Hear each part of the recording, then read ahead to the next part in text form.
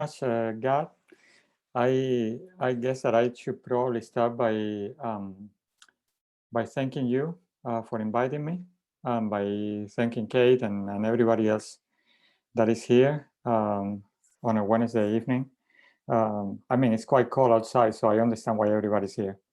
But yeah, so I'm gonna try to speak not for too long, not to move the chairs in the room, so to speak. But just to give you an idea of what how this book came into be and what the book is about, and then we can have a conversation if you wish. I think it's always much more exciting to have the opportunity to exchange ideas as well, which is what we all want in a way.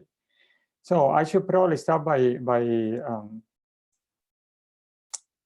start with a confession, by admitting that when I started writing this book, when I started researching for this book, I had no idea that I would be presenting my findings and presenting the book in the middle of a global pandemic. This came completely unexpectedly, as you can imagine, but it has somehow been a bit of a revelation, because I have the opportunity to talk about this a few times already with colleagues online since the book came out. The book came out in the middle of a pandemic already, and the one thing that I have found quite challenging is to talk about the stuff that I saw in the documents, the stuff I wrote about, and then to relate to this at the personal level, the same kinds of anxieties, the same kind of fears that the protagonist of the story I was trying to tell had. Somehow they have become part of my daily life, right? And it's not only the fears for myself, it's the fear for the people I love, for my friends, etc., etc. So to a certain extent, there have been kind of an overlap between my academic life and my personal life because of this book and because of the pandemic, as you can imagine. I assure you, though, I didn't do this on purpose. This is a total coincidence. So there are a number of things that I want to talk about, and two or three that I actually think that they are quite important. And at the end, I want to finish with some lessons that I think we can take out of learning from 19th century history, especially the history of disease and the struggle against disease in the transatlantic slave trade. But the one thing that I think is very important here before I set out on this talk is to highlight that there is quite a lot to be learned from history. And many of the things that are happening around us today, the way that people and authorities have been dealing with this pandemic actually leave much to be desired when you compare them with the ways in which people and authorities dealt with epidemics in the 19th century, which is kind of shocking because there is this weirdish narrative of historical progress, right? In which things are supposed to be moving towards the future, towards progress, and this is not always the reality. And I think that this is something we can take from this, but I will get there. Anyway, so probably I should start by telling you why I wrote this book. For quite a number of years, I have been researching on the history of slavery and the transatlantic slave trade. I began with Cuba, Brazil, and then I moved to Africa, and now I'm all over the place, so to speak. And from the beginning, I found quite interesting any material that I found, any information that I found in these sources that related to medical knowledge or diseases or anything that related to medical history in general. I had a bit of a morbid fascination with this. I don't know why. I cannot explain it because I was not really interested in medical history. I haven't planned to have a career in medical history, but somehow it happened. So at some point, I found myself with this huge amount of information, and I came to a crossroad in which I had to decide whether I wanted to use this information as bits and bobs in the other research I was doing, in the other articles or books I was writing, or whether I wanted to instead use it, put it all together, try to formulate a conceptual theoretical framework that would allow me to write a whole book with all that stuff that I had. And this is what I ended up doing. It was a long process until I decided, until I made the decision. It was pretty much swayed by an editor, I have to say. It was an editor, the one who told me, this is a book, you need to write a book. And I listened to her, and here we are. There were a couple of things that actually really tempted me, that I felt that I was ready to do. And one of them, probably the most important one, that sway me in that direction, was the opportunity to write circumatlantic history, which is something I always wanted to do. And I'm for those of you who know the work of David Armitage, you know how he conceptualized the history of Atlantic. And circumatlantic history is the one that brings all different histories together into a collage that incorporate different empires, different colonies, etc., etc., etc.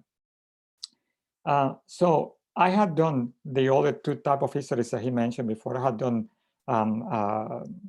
cisatlantic history and transatlantic history. In my last book before this one, I compare warfare actions, African warfare actions in Bahia, in Brazil and Cuba. So this was really a challenge, and it was something that really tempted me.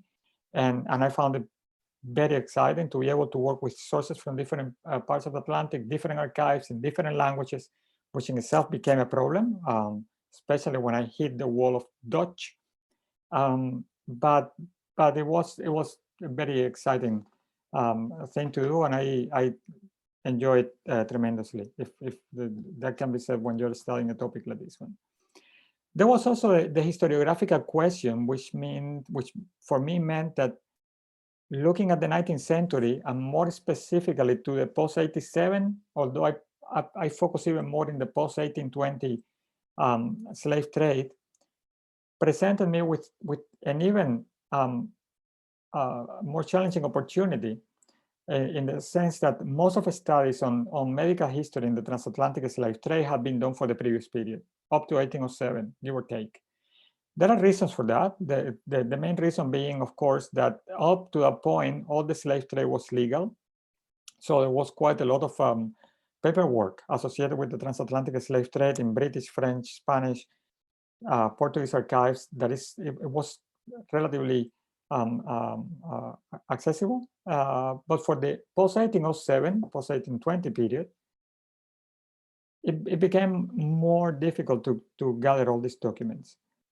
Especially those documents that related directly to the slave traders, so the human traffickers, right? Because they were forced to operate in an illegal world in which everything, especially papers, needed to be thrown overboard whenever they were captured, or needed to be burned or destroyed in general. So working with all this became kind of a challenge, but again, it was a good one, to the point that I think I found more than what I needed to take this project forward. I tried to avoid following this romantic narrative of the white European or Westerner medical practitioner or medical officer or medical missionary arriving into a place that it was involved in one way or another with this Atlantic human trafficking, and then to portray them as saviors, as heroes. I think that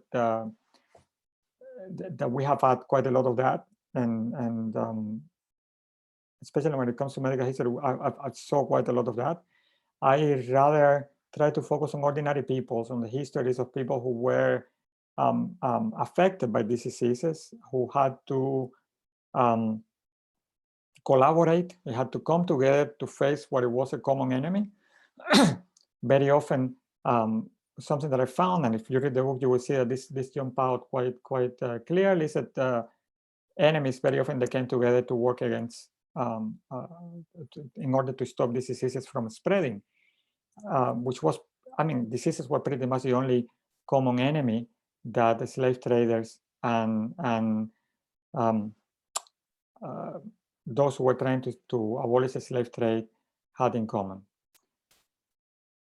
One thing that I tried to do as well was to bring non-Western practitioners into the fold, which was, again, one of the most difficult things to do, because as you can imagine, most of the information that we have about, say, African medical practitioners is filtered through European or Western sources. So descriptions or narratives that were written by visitors or by Western Europeans who were living in the contact zones, in these regions where there was a contact between different peoples in the world.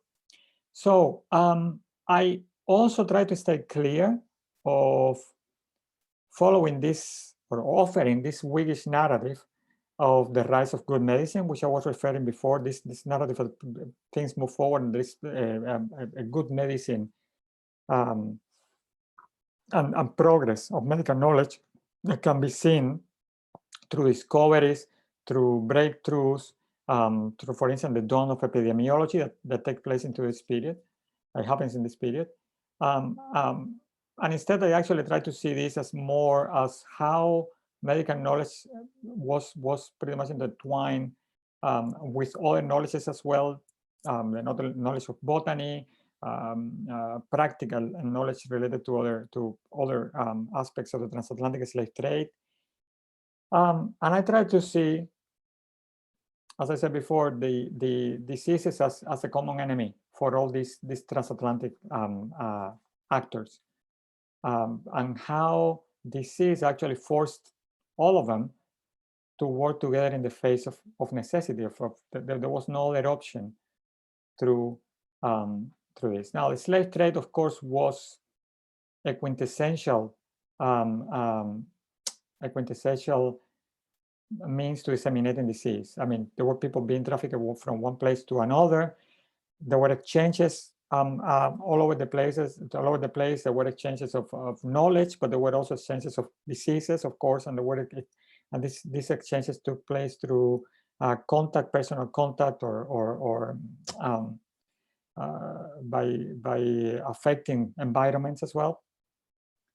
So these people coming together in these specific places, very often cities actually, or towns, or places where there were concentrations of human concentrations, are going to create disease environments that are going to be central to understand what happens here.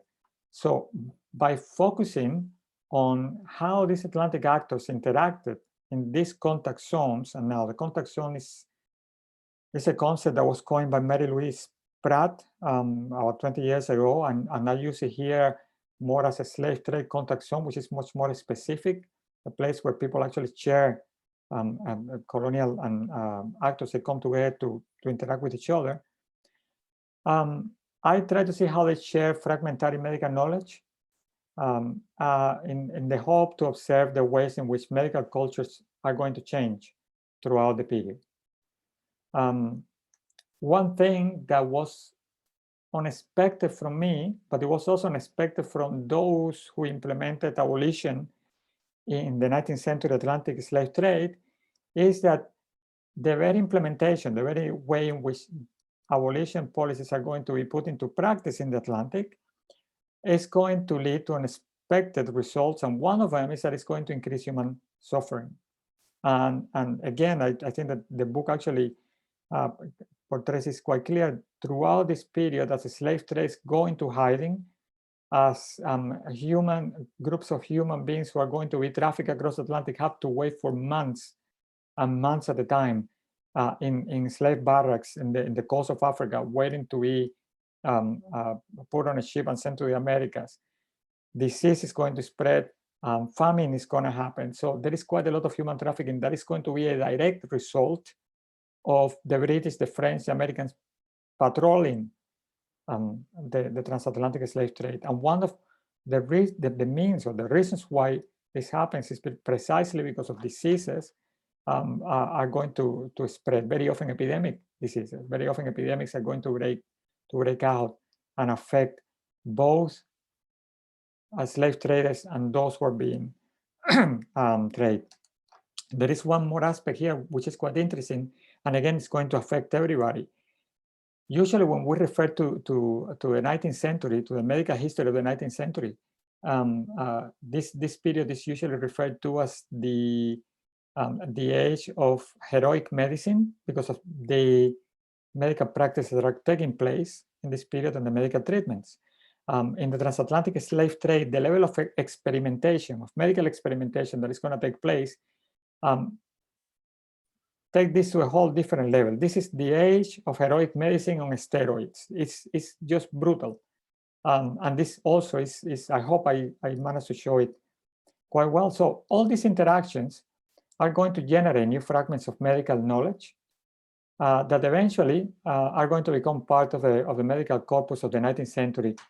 And many of them are still with us today. So how do I do this? And I'm going to start moving forward a little bit now. I don't want to bother you too much.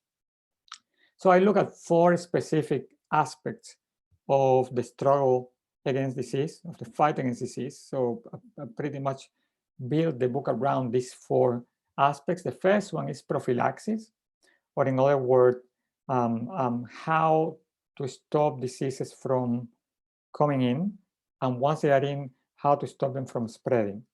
And this is, of course, something that I'm pretty sure all the 60 people we are in this chat are very aware of how it is done today. Funny enough, things haven't changed that much. We still use quarantines. We still do social engineering to control disease. We still rely heavily on public policy that sometimes is well informed by science, by medical knowledge. Sometimes it's not. Sometimes it's informed by who your chums are. And of course, there is also the issue of that you have to address what happens to human beings, but also what happens to animals sometimes, and the environment more generally. In the 19th century, miasma theory was prevalent among other theories, but this one was quite prevalent. So the emanations from the soil, from the earth, they were considered to be one of the main reasons, probably one of the main reasons why diseases happen, especially fevers, and as such they were they needed to be policed, they needed to be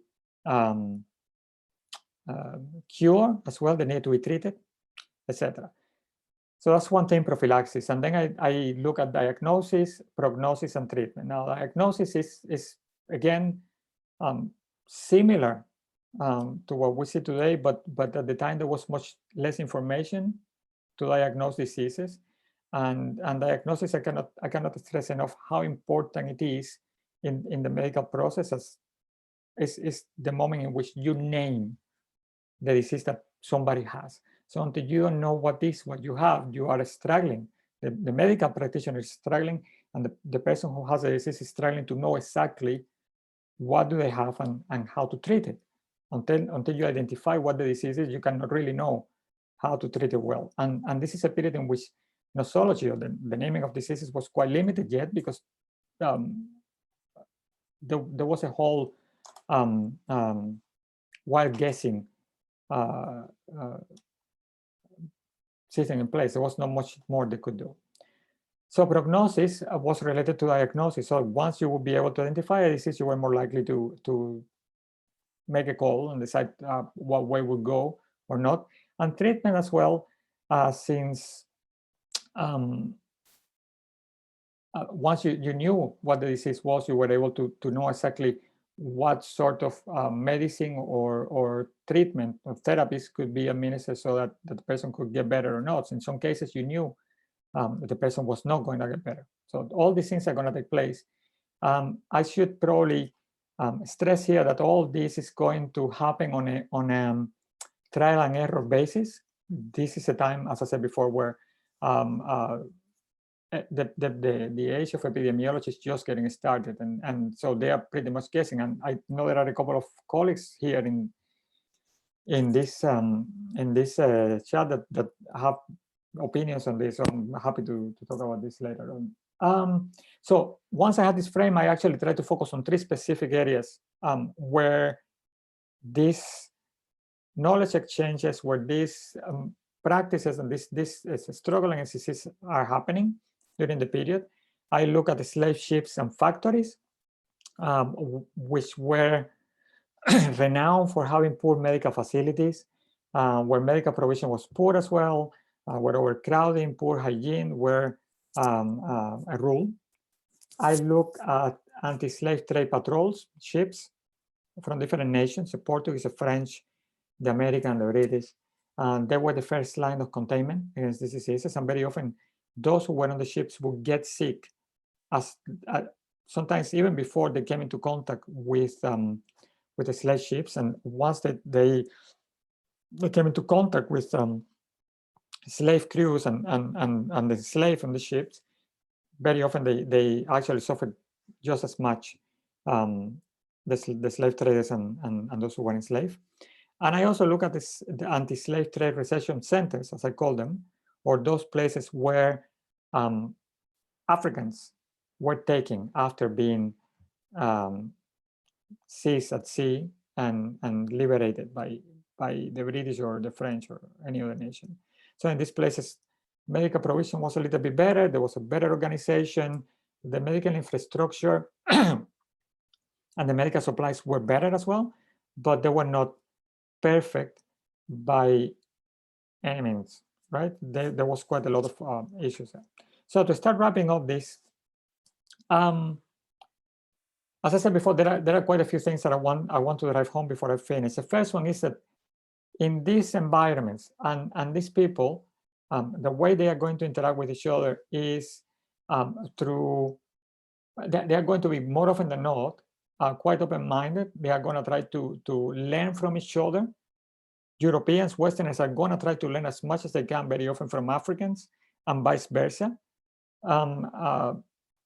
Something that I keep thinking about, and sorry to stop here, but something I keep thinking about is how quickly anyone in the Atlantic War in this time who learned about the existence of inoculation or vaccination against smallpox would move towards implementing a vaccination policy or an inoculation policy.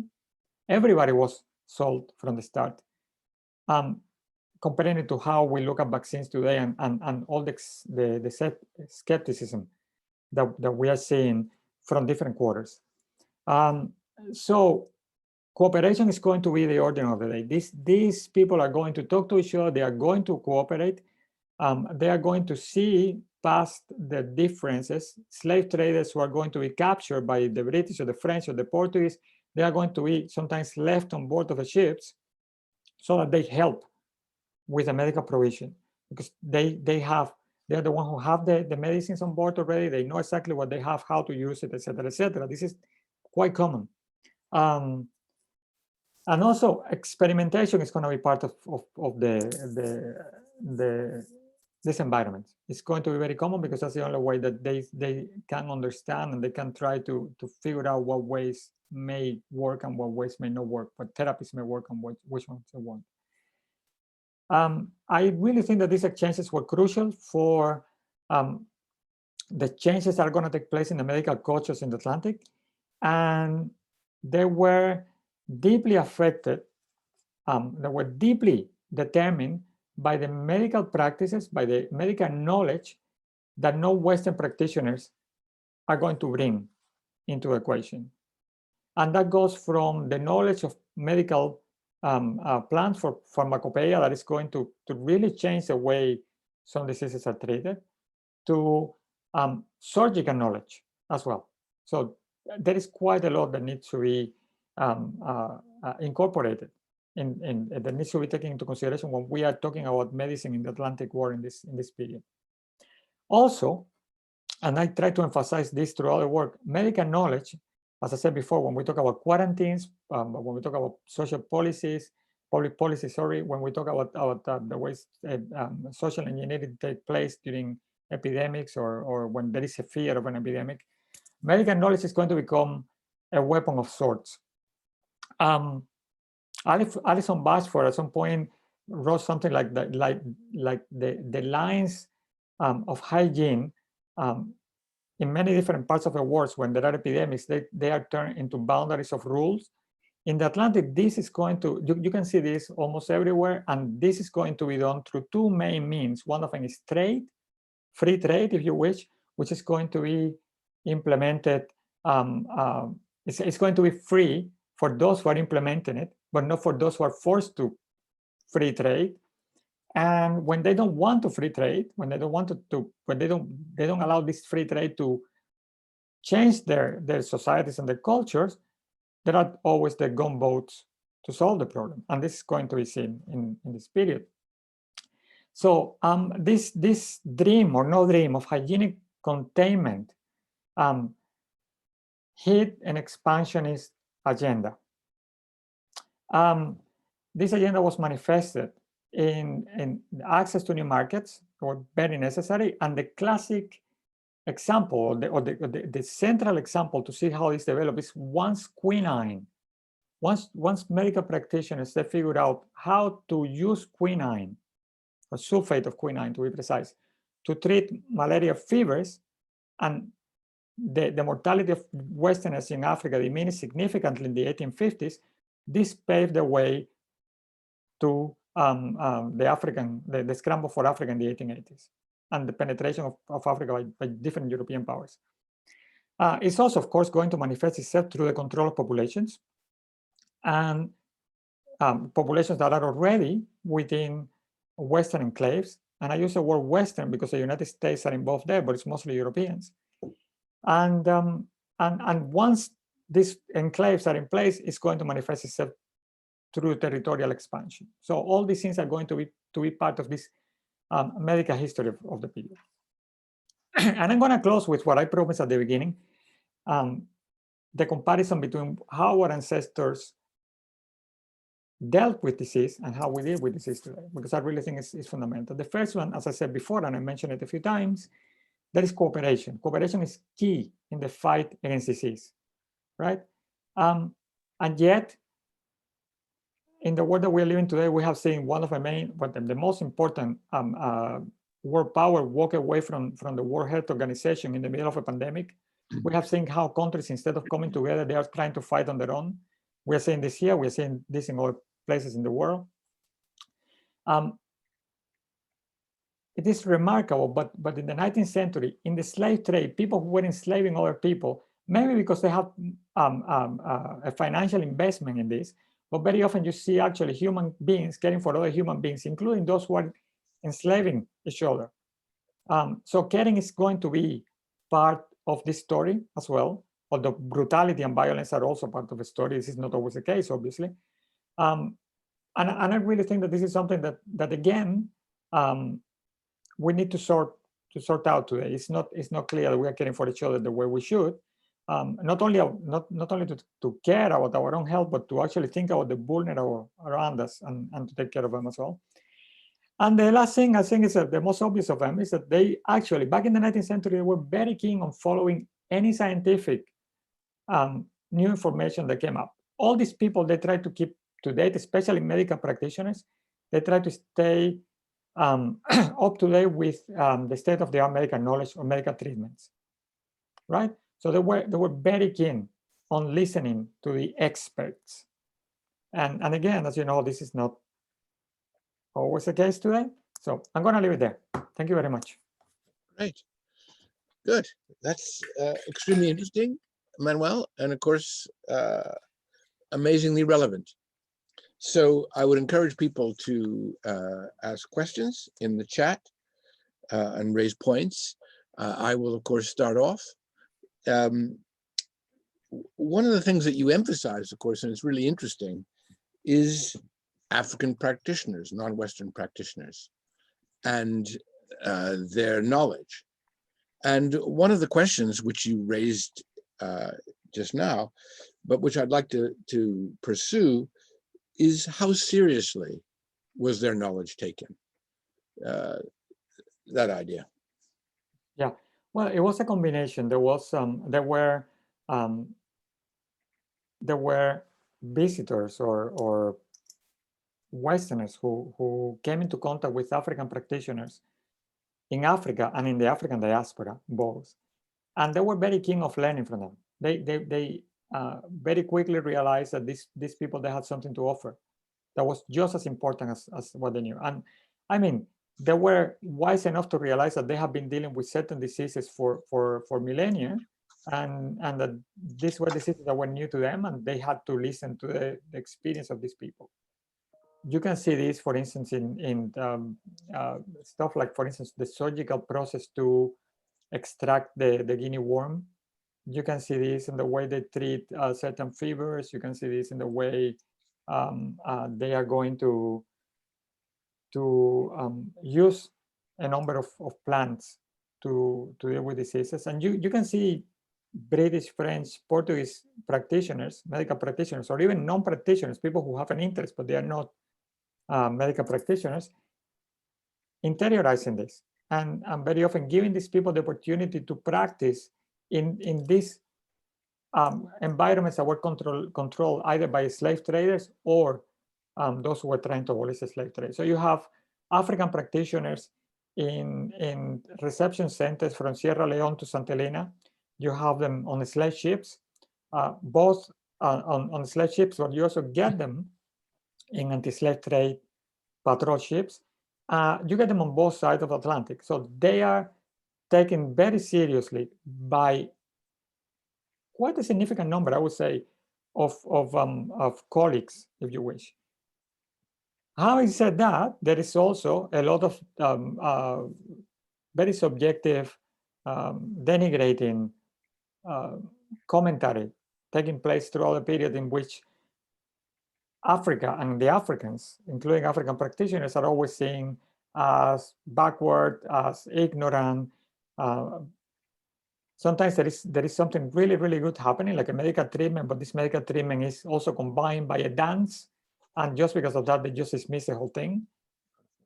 So it's a bit of both. Yeah. Very good. So I have a question from Tim Lockley for you. Tim says, or asks, is there evidence of Africans communicating about the differences in the various African fevers? Malaria is not yellow fever, for instance, though they might display similar symptoms during the course of the illness. Yeah, thanks, Tim. I think that the Africans didn't have a clue, as the Europeans didn't have a clue when it came to fevers. My feeling by reading the sources is that, first of all, and you know this very well because you have worked on this team, yellow fever is something that is going to attack Africans in the childhood mostly. I found several testimonies from practitioners from different backgrounds saying that they have never seen a case of yellow fever on a slave ship. And mostly the reason for that is, because they already had it, and those who were going to die already died. And then they made the comparison saying, well, the African ships that are arriving, no African has yellow fever, and then the Europeans arrive here and immediately they fall ill. Having said that, medical practitioners are struggling, of all backgrounds, they are struggling to separate these fevers from each other. I actually find even more, an even closer resemblance between malaria and typhoid fever. I think they're even closer, the symptoms are even closer. And you can see medical practitioners treating them both with the same therapies and having different results. Of course, if you start giving quinine to somebody who has malaria, this person is likely to improve. If you give it to somebody who has typhoid, you're probably gonna kill the person. But they could not tell one feeling from the other. With typhus, there was a little bit of difference because there were things that happened to your skin that they are different, including your hair and all that. But typhoid and malaria were quite close as well. So I don't think African practitioners in particular are going to, I haven't seen anything, let me put it this way. I don't want to dismiss them, but I haven't seen any piece of evidence that tells me that they were able to inform Europeans about the difference between yellow fever and malaria. For a second, because I don't think that anybody at the time was really fully capable of separating the different fevers. Excellent. The question, I think I've asked you this before, but I think it might interest other people, the question of inoculation. So when we go to get inoculated, we get a vaccine shot. I mean, it's controlled Yeah. to the ultimate level, which you know. In the 19th century, surely that wasn't possible. So what kind of procedures do we know about both African practitioners and also European? Again, this is the age of heroic medicine on steroids. So there is no control. There is a concerted effort to inoculate and to vaccinate people as much as possible, and even slave traders are doing this. Actually, this is a bit of an embarrassing confession that I have to make. I am sure I found a case in which the owner of a slave ship was telling the captain of the slave ship, "You have all you need to vaccinate the Africans. Please do." But then I never found the reference again, so it didn't make it into a book. So I know I saw it. I know I wrote it down, but I never found it. Even today, I haven't found it. You saw what? That what? What's It it was again? a reference of the captain, of the owner of a slave ship, telling the captain, "You have everything you need to vaccinate every African you put on board of the ship. Please do." Uh-huh. It's in the parliamentary papers, but I have never seen it again. I don't know what to tell you. Okay. So basically, the narratives that you see are very straightforward. So people are going, first of all, the medical practitioners are the first to take the first ones to dive into it. They vaccinate themselves, they vaccinate the children, and then they proceed to vaccinate everybody else, to set the example. Whenever they were somewhere else, and people immediately try to adopt the process as well. But there is something interesting here, and I had quite a lot of conversations with Catherine Poe about this. In some parts of Africa, at least, inoculation was already common, was known, and it was known well. So it's not like the Europeans just arrived in the 18th or the 19th century with this brand new stuff and everybody would take it. No, there were people who were already familiar with this. So it's not we usually talk about Africa, and there is no Africa. There are different places in Africa, and depending on the place, the knowledge of inoculation was there already or not. But again, it was adopted without much hesitation. Very good. Patricia Martins Marcos asks this question: are there reformist, perhaps abolitionist even, texts hinging on improving conditions aboard ships to reduce mortality rates? I think there is not a single text, but almost every text makes a reference to this at some point, especially from the 1820s, 1830s. If you look at Clarkson, if you look at Buxton, Forward Buxton, if you look at what's the name of the other abolitionists from this period, the famous one. There is someone else, I don't remember his name now. They are all mentioning this. At some point they do mention this. And if you remember, in the expedition to the Niger River in 1841, the ships are going to be prepared by Dr. Reed. They're going to be fitted with ventilation systems as well. So they see the need to get rid of disease as a very necessary step to both abolish the slave trade and to civilize Africa and the Africans. So this always go hand in hand, of course. Very good. Thank So you, Paulo Drino asks you this question: can you say a bit more about the analytic work that the term contact zones does in your book? It has always seemed to me to be a pretty banal descriptive category masquerading as a profound insight, but perhaps you endow it, he says, with more meaning. I have no idea, Paulo, but I try to answer your question. So basically, so as you know, Mary Louise Pratt, I'm going to try to quote this verbatim, but I'm pretty terrible at remember the things verbatim. But she actually conceptualized these context zones as spaces of colonial encounters where people come together. So I'm thinking of a city like, I don't know, Rio de Janeiro, where sailors, prostitutes, soldiers, officers, enslaved Africans and enslaved Creole people coming together. Everybody's coming together. They are sharing food, they are sharing drinks, they are sharing fluids, they are sharing everything.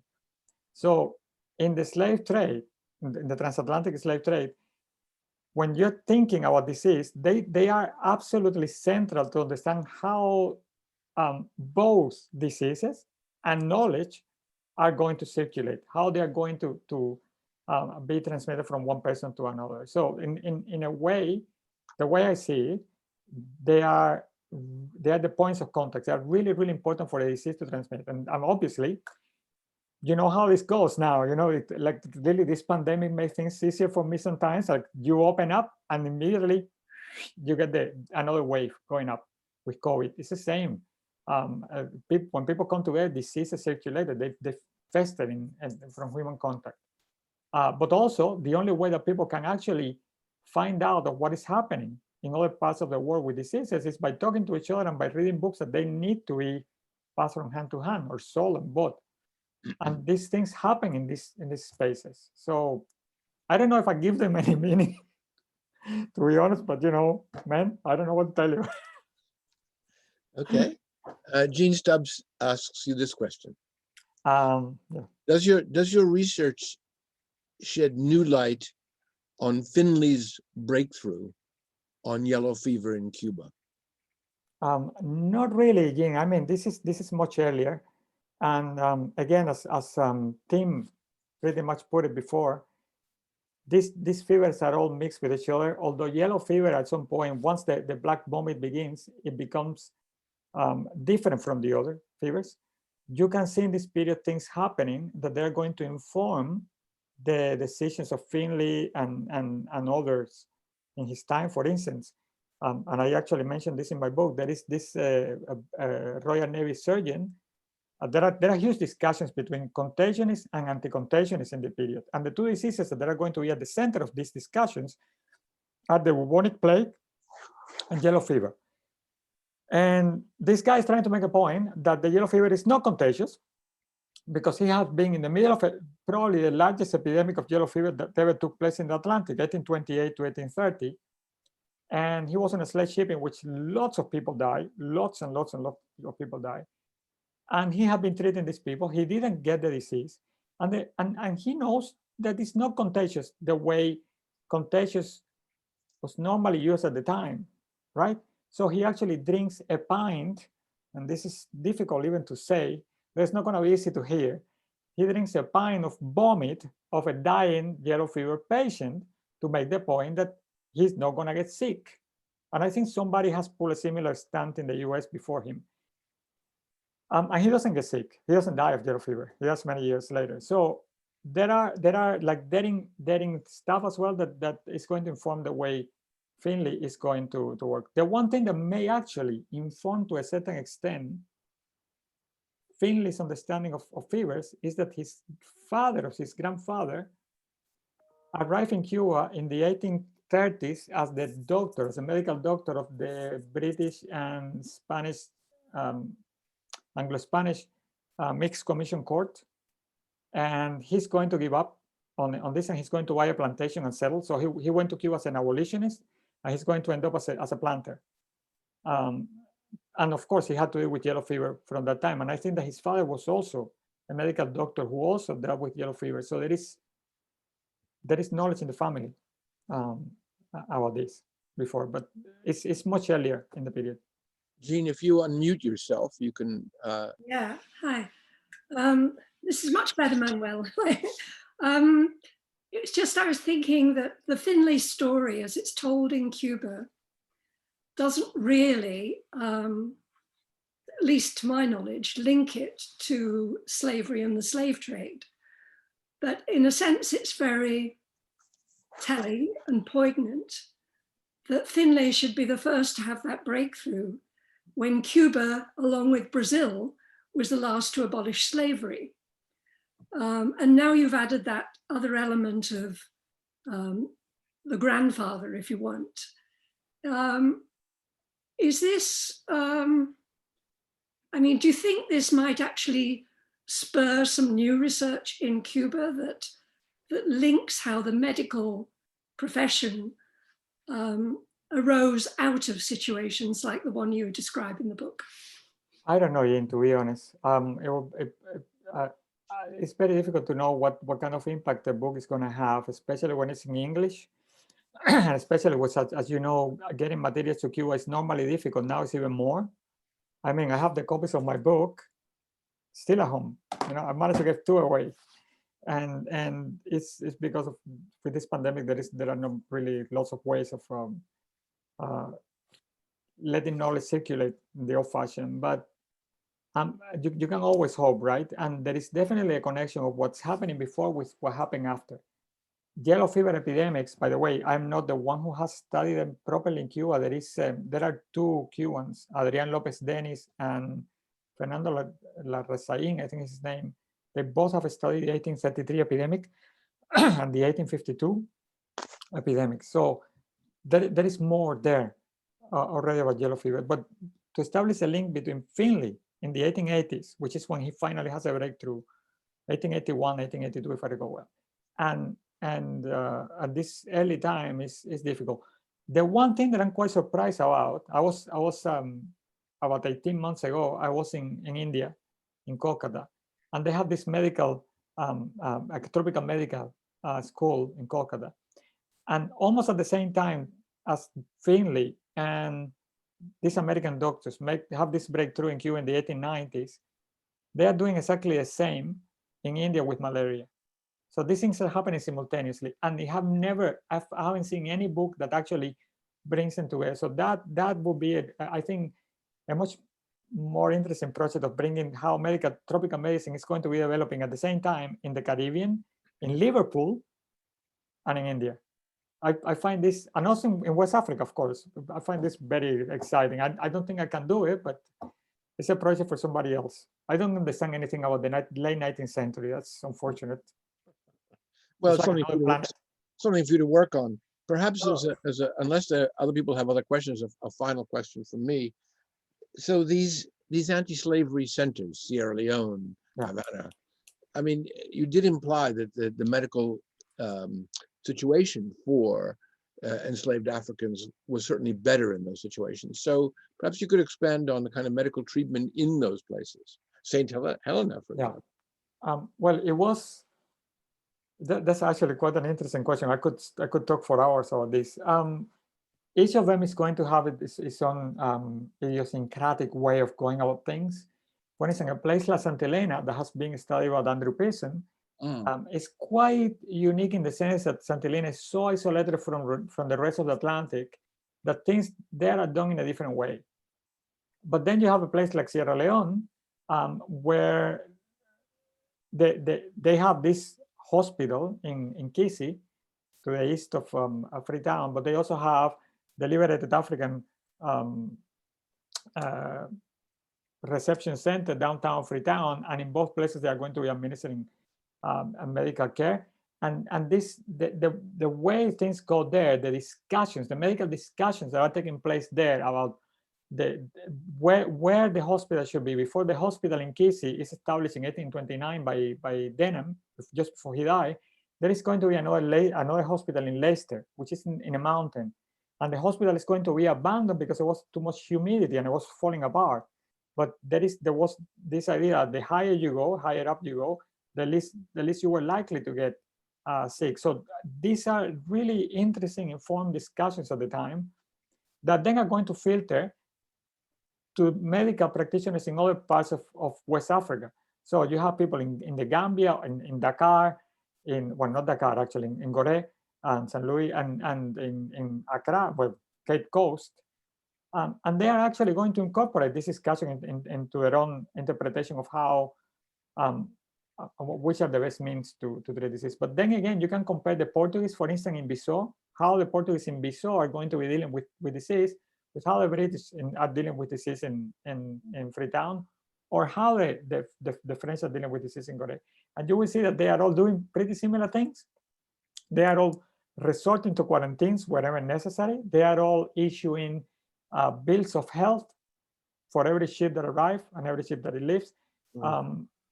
There are measures in place that they are supposed to deal with the main medical issues of the time. Having said that, because these were unpredictable diseases, there were things that would happen out of nowhere and for which people were not prepared. So these were the challenging bits. Sometimes the slave traders or the Royal Navy ships or the Portuguese ships would be blamed for epidemics arriving. Sometimes they were right. I think that a case in question is the fever, the yellow fever epidemic of 1828 to 30. The epidemic apparently starts in Havana. It's taking a ship to Barcelona, and from Barcelona it's going down all the south coast of Europe. It reaches Gibraltar, and from there it arrives in Africa, West Africa. So they had a point that the slave ships were maybe bringing the yellow fever. And then you have the other side of the Atlantic where things are a little bit more organized. But again, for instance, you have a place like the south of Brazil, Rio de Janeiro, for example, is supposed to be the healthiest place in the continent at the time. There are no diseases there. So when they finally get yellow fever in the 1840s, they freak out in a way that it almost beggars belief. And they really don't know what to do. They don't know what measures to take. They start blaming the yellow fever, and there is a French doctor here who is responsible for this, but anyway, it's not the Brazilian, but they embrace this on the slave ships. They said that the yellow fever is created by the rotten wood in the hold of the slave ships. And they go with this, they run with it. Everybody else around the world is telling them, this is not it, but they decide that this is it. And still they carry on, they stick with this French doctor's ideas for a while. So it really, it varies from place to place. It varies from spot to spot. And of course, the more developed the place was, the better the infrastructure, then the more likely they were to be well connected and to have access to state-of-the-art knowledge, et cetera, and then put it into practice, of course. Very good. So the final two questions, I think, so that we don't totally exhaust you. Steve says, where is the best place to buy your book? But Kate Quinn says, can you say more about the link between the profit motive and any advances in the treatment of disease? Okay, let me go with Steve first. Well, Steve, I think that probably the best place is Yale University Press. They have a shop in the UK, yale.ac.co.uk, I think, or something like that. So you can buy there. There are other places, of course. And to Kate, well, you know, the slave trade was a huge business. It was human trafficking. Human trafficking today is a very profitable business. Back then, it was a very profitable business as well. The abolition of the slave trade, it was also a very profitable business. The crews of the anti-slave trade patrols, they would get paid money for every liberated African. They would get paid money for the ships that were captured. They would be either sold in their entirety to the same slave traders sometimes, or they would be destroyed or broken and sold by pieces. But any money that was to be made from that would go to the captain and the crews of the ships. So there was a huge interest in keeping as many Africans alive. There were humanitarian reasons, and I don't want to dismiss them because I think that it's very easy to say that these people were only interested in money, but and we have to keep in mind here that yeah, they may have been interested in money because we all are pretty much, but they are risking their life, and they are really doing their very best to keep these people alive, and that means putting their life in the line as well. So to a certain extent, both sides of the conflict, Marcus Rediker has referred to a slave trade as a conflict, like in a war conflict, that both sides of a war. Both sides of this conflict have the same sort of interest in keeping the Africans alive. For one of them is merchandise that they're going to sell at the highest bidder, and the healthier they are, the more they fetch. And for the other ones, the more you manage to keep alive, the higher the amount of money you're going to take per head. But also for European settlements or even Americans in Monrovia, settlements in Africa, bringing these people back, they would eventually become either soldiers, as Tim Lockley, who is somewhere here, I think still has studied quite well recently, an amazing book, by the way, you should read it, or they will become they would be trained as priests or as medical practitioners. You know, Africans very often were used as medical personnel because they had already had yellow fever and smallpox. So were immune to both diseases. So they would be trained as well. And they will work the land. I mean, in Sierra Leone is the classic case for this. But also, if you think about Santa Elena, I have a master student who is writing an amazing dissertation about this right now. They will, from Santa Elena, will be sent to the British West Indies, right?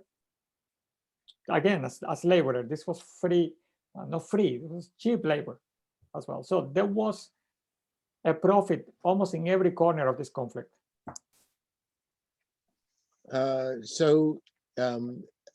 To conclude, Steve has put on the chat the site for Yale University Press in the UK. And Tim has said his book is CUP, a little pricey, but suggests that you ask your libraries to buy it. It remains me actually for me, Manuel, to thank you very much, to thank all the people who came to the webinar and those who asked questions and those who participated generally. And they were really fascinating. It's not the first time, as you know, I've heard it, but it's still interesting and very novel. And I should probably just say, as a final point, that our next Caribbean webinar will be on March 10th. It will be given by Nicole Wilson, on an equally interesting topic, excavating the histories of Haiti's women revolutionaries. So we hope you, Manuel, that you and others will be able to join us. But for the moment, thank you very much. And we hope we can see you in person sometime soon. Yeah. Thank you so much. Thank you.